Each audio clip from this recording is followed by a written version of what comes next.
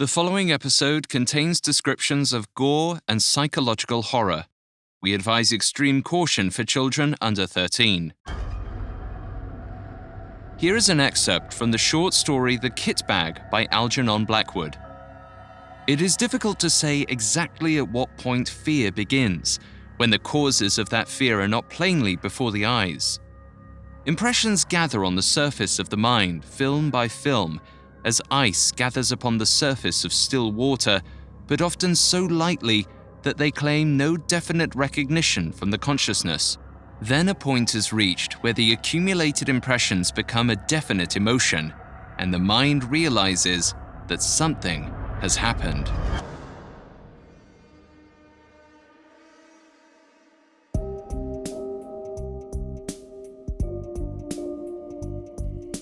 Hi everyone. I'm Alastair Murden, and this is the newest Spotify original from Parcast, Haunted Places Ghost Stories, a sister series to Parcast's Haunted Places. Ghost stories have arisen from every century and every corner of the world, from the streets of Victorian Whitechapel to the swamps of Bangladesh. Whether seated around a campfire or curled up with a pair of headphones, we return to them time and again to feel our skin crawl and our hearts race.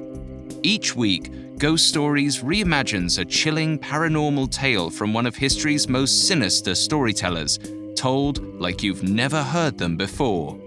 You can find episodes of this and other Spotify originals from Parcast for free on Spotify or wherever you listen to podcasts. Today's story comes from the early 20th century English author Algernon Blackwood. It captures the mounting dread one feels at the cusp of a paranormal encounter. When the shadow stands at the corner of our vision, when we can still pray that it's just a figment of our imagination, before we look and see the truth that we are not alone.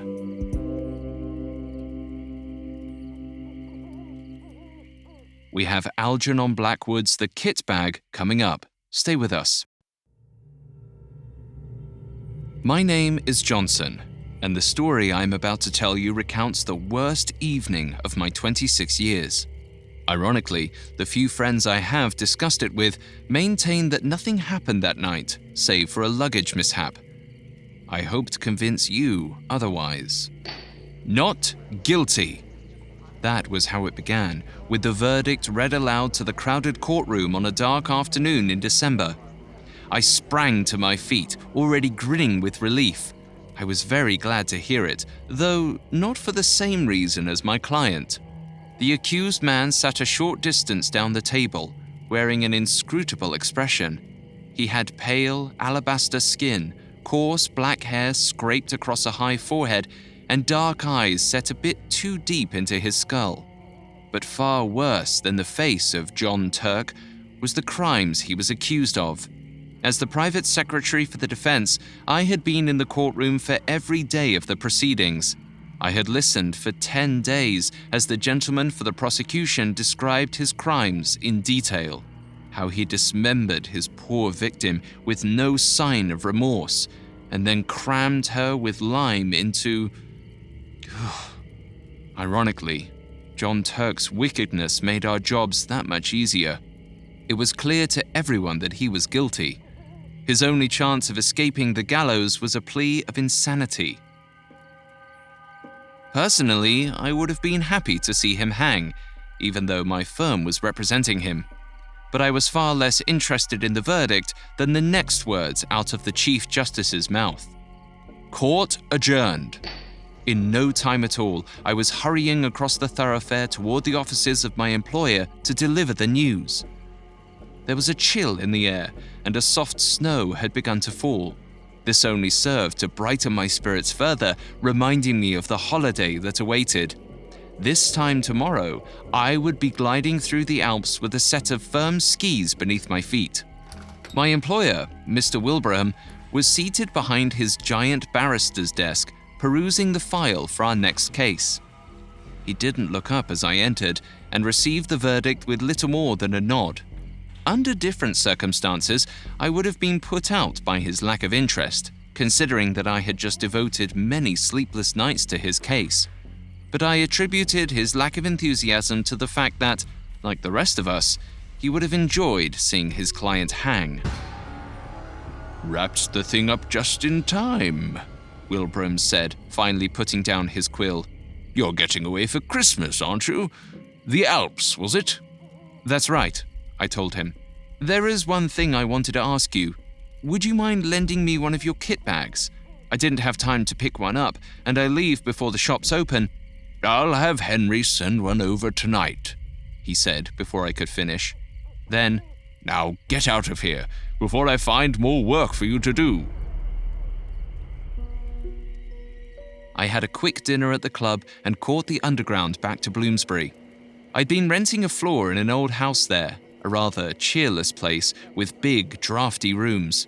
When I arrived, there were only a few lights on in the windows, and they stared at me like eyes set in deep, dark sockets.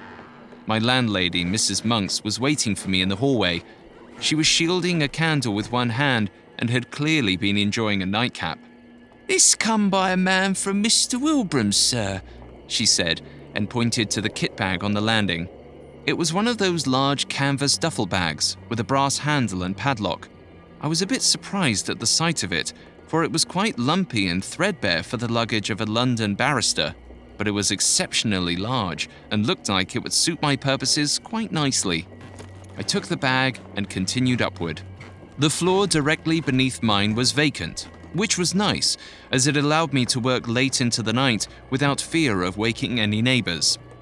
As I passed it on the stairwell, my eyes glided down the hallway. It was bare, save for the shadows, and a few wires for picture frames still protruding from the wall. At last, I reached my own floor.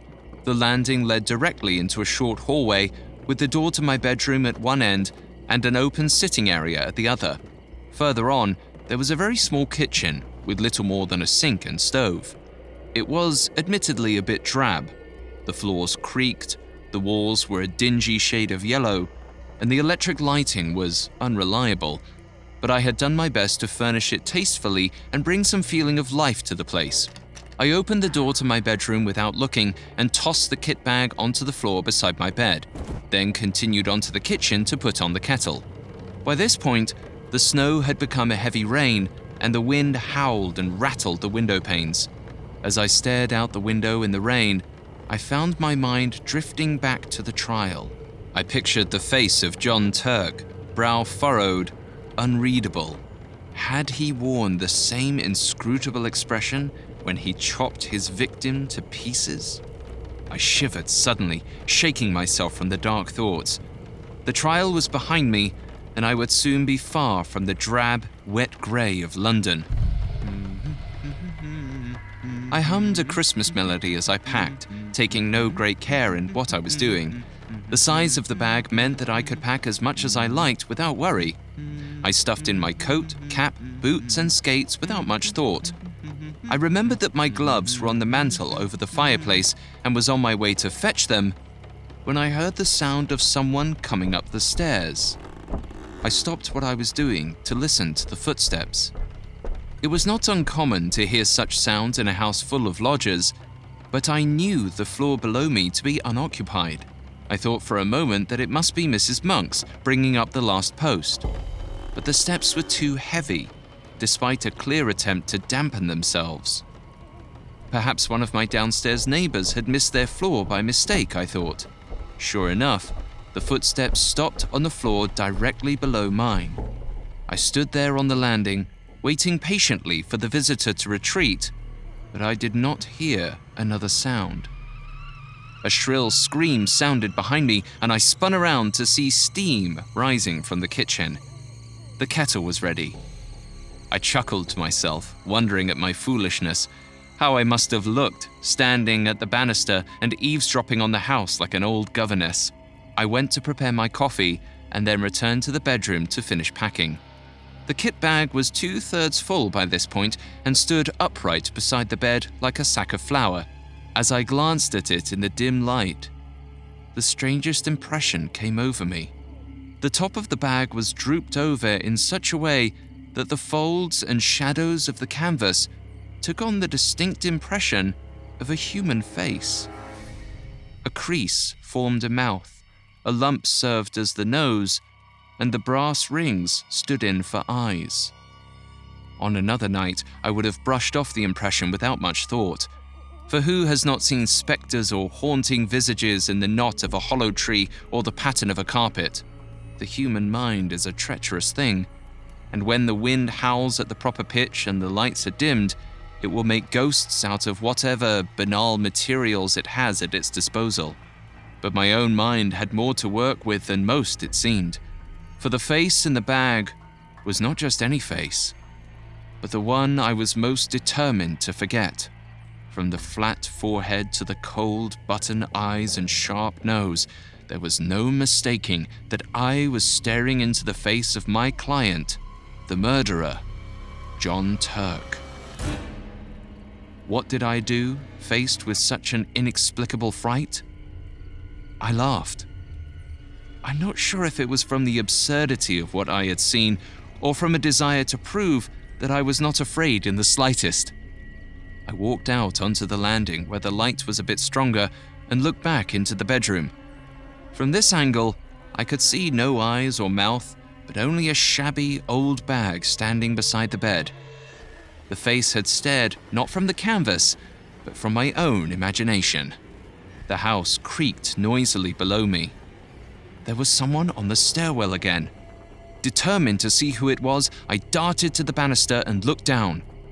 But the stairwell was entirely empty. I felt deeply unsettled. Part of me wanted to ignore it and go back to my packing, but I was sure that I had heard someone moving about down there. After a moment's hesitation, I hurried down the stairs to the floor below. The dim light of my own apartment was nothing compared to the darkness that awaited me. The layout was unfamiliar, a long hallway leading to 3 bedrooms. I opened the door to each one slowly, but found no one. It was unfurnished as I'd expected. There were not even curtains to hide behind, but my eyes lingered over every corner and shadow. My ears strained for any sound of the patter I'd heard before, but there was nothing but the wind howling angrily outside. I returned to the stairwell and called down to Mrs. Monks, asking if she had been up looking for me. There was no response. The house was asleep. Defeated, I headed back up. This holiday can't come soon enough, I muttered to myself as I climbed the stairs. A curious feeling of dread had settled over me that I could not seem to dismiss by envisioning white slopes. I was halfway up when my breath caught in my throat. Out of the corner of my eye, I had seen the distinct outline of a figure at the top of the stairs. Someone had just entered my apartment. Coming up, the kit bag continues. Now, back to the story. I stood on the stairwell, not moving or even breathing. I had just glimpsed a shadowy figure enter my apartment. I stood there for the space of several minutes, eyeing the long shadows cast by the banister and listening to the wind. I must have hesitated for only a few seconds, but it felt like an eternity. I gathered my courage and hurried up the rest of the way. There was no one on the landing. I started to head toward the sitting room where the light was strongest. Then the wood boards of the floor groaned behind me, and I heard a sound that set my teeth on edge. It was a shuffling, scraping sound, like someone with a limp moving very quickly. Someone had just darted from the stairs where I had just been standing into my bedroom. It was at that moment that I crossed the line that I had been gradually approaching for much of the evening, between nervousness and true fear. My legs felt weak and sluggish, so that every movement required great effort and focus. I knew that the only thing to do was to face this thing head on, to force it from the shadows of my mind into the light of reality. I willed my body back under my control and walked toward my bedroom, hands clenched stiffly on either side. "Who's there?" I called in a voice that was unnecessarily loud. "Is that you, Mrs. Monks?" I knew, of course, that it was not, but it seemed like the only reasonable thing to say. I entered the bedroom to find nothing out of place. The kit bag stood beside the bed where I left it. I saw the curtains sway, and my heart froze. I dashed forward, ripped them aside, and came face to face with the rain-streaked window. My back was now exposed to the room. I spun around, half expecting to see my intruder lunging toward me with a knife, but there was still no one. Now I was desperate to get out of the room, away from the horrible sound. I dashed back for the door. As I crossed the center of the room, something caught my legs. I stumbled and nearly fell. I had tripped over the kit bag, which was very odd, because only a moment earlier, it had been on the other side of the bed, closer to the bath, whereas now, it was in the middle of the room. As I looked at the bag in the dim light, I saw something move behind it. It was a human head and face, there only for an instant, before it dipped down, disappearing behind the lip of the kit bag. Someone was crouching behind it. Before I could react, I heard a drawn-out sigh. I felt a scream bubbling up inside my throat. "Who is there?" I whispered, but no one responded. I had to look, to see for myself and confirm what I had just glimpsed. I stepped around the bag, circling all the way around, but there was no one behind it. I took another look at the bag and noticed its bulging sides. The most horrible thought sprang to my mind. What if they were inside the bag itself? I threw open the latch to look inside. The kit bag held only my belongings, my skates and boots and clothes. There was, however, something I had not noticed before in my haste to pack. A dark, crimson streak that ran up the inside of the bag. It was a bloodstain. Without warning, the kit bag lurched away from me. The scream that had been bottling up inside me all night came tearing out. I fell back against the door, accidentally knocking it shut. As I flailed against the wall to pull myself up, my hand caught against the electric switch and the lights in the room switched off, plunging me into darkness. I had passed from the realm of acute fear into outright terror. One thought possessed me. Get out. I pulled at the doorknob, trying desperately to open it. But the coat I had hung there earlier got in the way, and I found myself entangled in its sleeves. Behind me, I heard a sound that I could only imagine was the kit bag being dragged, or perhaps dragging itself across the floor. Then, that horrible sigh sounded again from right beside me. My hand found the switch. For the briefest instant, I wondered if it would be better not to see. As long as it was dark, a small part of me could still reason it all away as a bout of nerves, the result of working myself to the bone on a particularly grisly case. Did I really want to dispel that fantasy? But it was too late. I had already pressed it. Light flooded the room. The murderer, John Turk, was stooped over the kit bag, examining its contents. The sight of the man's pale face in the harsh electric light brought the reality of the last 10 days back with startling clarity. I remembered at once the testimony I had tried so hard to forget. How John Turk had chopped his female victim into pieces, then covered her body with lime and buried it inside of a kit bag.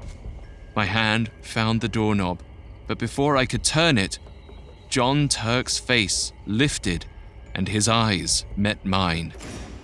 The strange sigh lifted from his lips, forming words.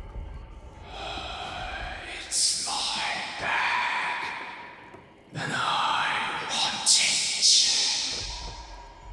I don't remember much of what happened next. I know that I managed to get the door open. I suspect that in my mad scramble to escape, I fell back into the landing and hit my head.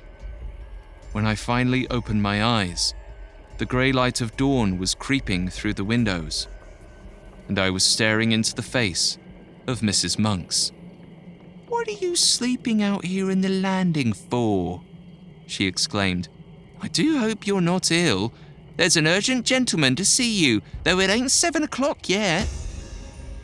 The urgent gentleman turned out to be Mr. Wilbraham's man. He apologized and explained that there had been a horrible mix-up.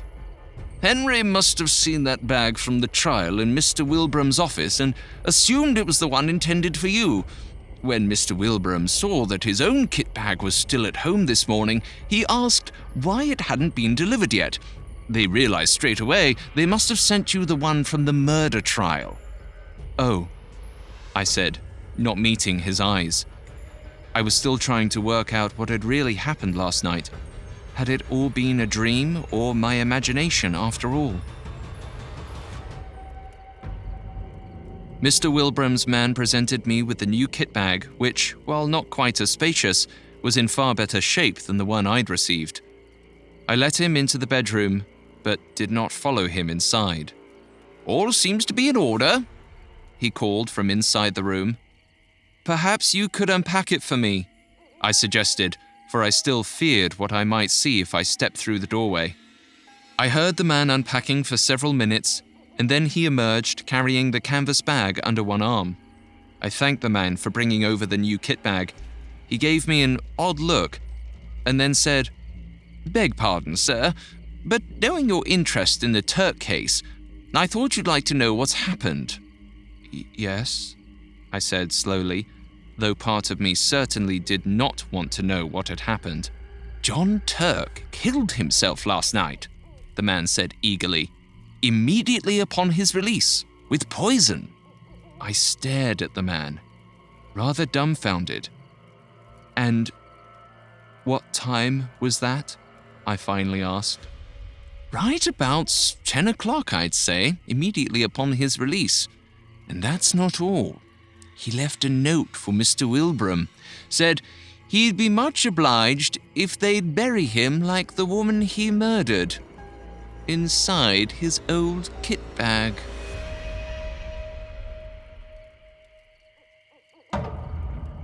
First published by the Pall Mall magazine in December of 1908, Algernon Blackwood's The Kit Bag is a classic, in some ways rudimentary ghost story.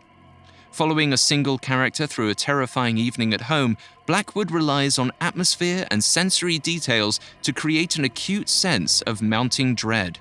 His vivid descriptions of the sounds inside a drafty old house on a cold December night immerse us in the horror of a paranormal encounter. The experience is simultaneously alien and all too familiar, for who among us has not seen shadows move at the corner of their vision, or heard mysterious sounds in the dead of night? It's times like these when we're tempted to pull our heads beneath the blankets, when we wonder if we have the courage to turn on the light. While Algernon Blackwood was a master at creating fear, his stories contained a deeper purpose. He described his writing in a letter to a friend, saying, "My fundamental interest, I suppose, is signs and proofs of other powers that lie hidden in us all. I believe it possible for our consciousness to change and grow, and that with this change, we may become aware of a new universe." Like many of his stories, the kit bag offers a window into a universe beyond our understanding, a world where the dead are not truly gone, where violent crimes echo through time, and where something as banal as a piece of travel luggage can transport us to the brink of abject terror.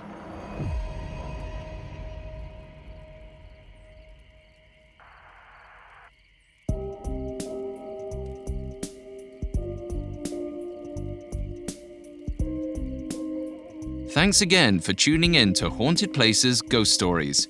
We'll be back on Thursday with a new episode. You can find more episodes of Ghost Stories and all other Parcast originals for free on Spotify. See you on the other side.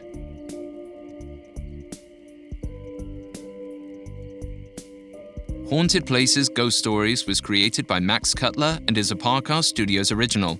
It is executive produced by Max Cutler, sound design by Kerry Murphy, with production assistance by Ron Shapiro, Carly Madden, and Erin Larson. This episode of Haunted Places Ghost Stories was written by Andrew Kelleher, with writing assistance by Greg Castro and Drew Cole. I'm Alistair Murden.